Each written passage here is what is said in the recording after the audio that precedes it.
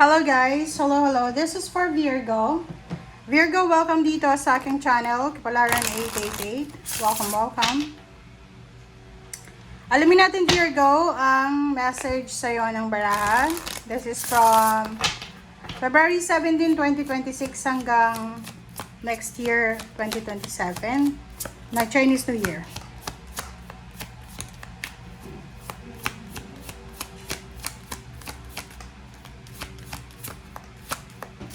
Okay, Virgo. Walang lumalabas sa yung message.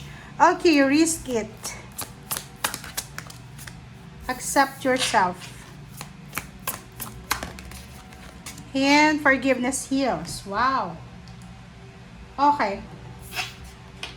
Yung first card mo dito, Virgo, sinasabi ng baraha sa'yo na risk it. So,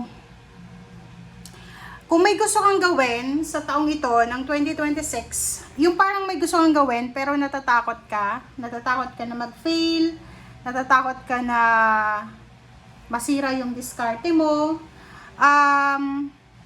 Dito sa barahan to, sinasabi ng barahan na lahat daw ng dreams mo, lahat ng pangarap mo sa buhay, kailangan mo ng action. Kailangan mo maging handa, and whatever will happen daw, like halimbawa, yun, bumagsak ka, okay lang yun. Kasi part yun ng buhay ng tao. Hindi naman tayo perfect dito na individual na kailangan palagi tayong successful. Okay? So, get off your butt and take a leap of faith. Go for it. So, yun, take a risk, guys. Okay? Gawin mo kung ano yung mga bagay-bagay na gusto mong gawin. Matagal mo na ba yung pinag-isipan? Oras na para kumilos ka ngayong taon. Accept yourself. Tanggapin mo daw yung sarili mo.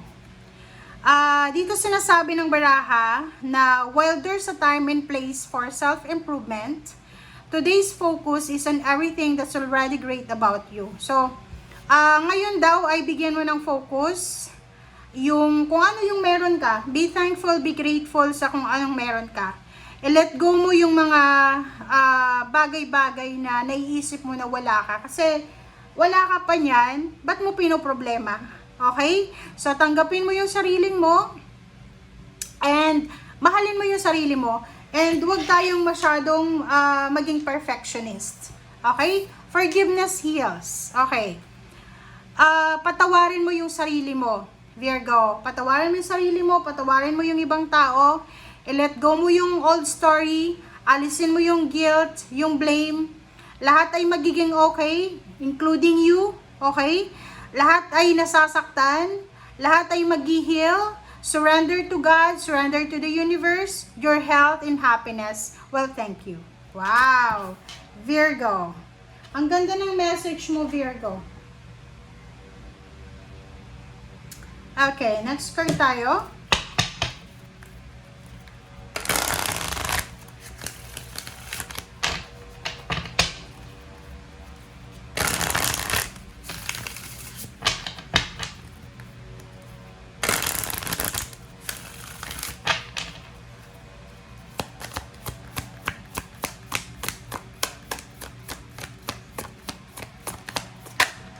Okay, partnership and alliances. Okay, this year, kung single ka Virgo, oras na para makipagrelasyon ka. If there's an opportunity para makipagrelasyon ka kung single ka. Pero kung ikaw ay may asawa, may kalibin, may boyfriend, girlfriend, naku, wag mo tong gagawin. Negosyo. Gusto mong magnegosyo? Take risk para sa taong ito. Subukan mo lang. Okay? Virgo, ano pa ba? Okay, new beginnings. Wow, oh, 'di ba? Sabi sa iyo dito, huwag kang matakot na magsimula. Huwag kang matakot lumipat ng bahay, lumipat ng trabaho, makipagrelasyon, magmahal, mag-launch ng business, mag-diet, magpataba, baguhin ang sarili mo, or anything pa. Okay? Conflict and defeat. Sinasabi ng baraha sa'yo dito, Virgo, na this year, iwasan mo yung sobrang pag-aalala. Iwasan mo yung sobrang pag-a-analyze. Over-analyzing, overthinking. Okay? Yan yung kailangan mong iwasan sa taong ito. Alright, so let's check. Ano pa ba?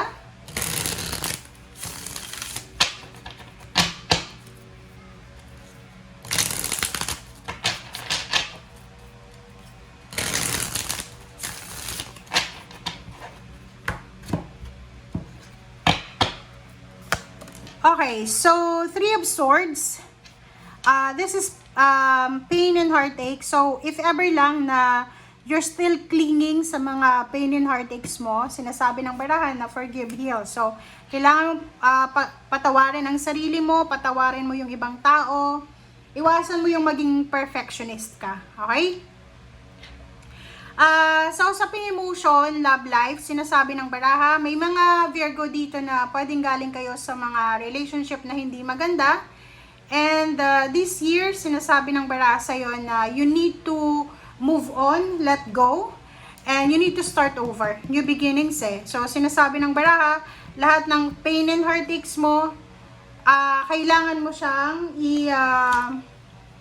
let go na. Reverse yung Six of Cups. So, sinasabi ng baraha sa'yo na may mga ex ka, marami ba ang exes mo? May mga dati kang karelasyon, dating kaibigan, na gustong bumalik sa buhay mo. So, sinasabi ng baraha sa'yo dito na huwag mo nang pababalikin kung sino man ito Virgo na nakasakit sa'yo dati. Empress.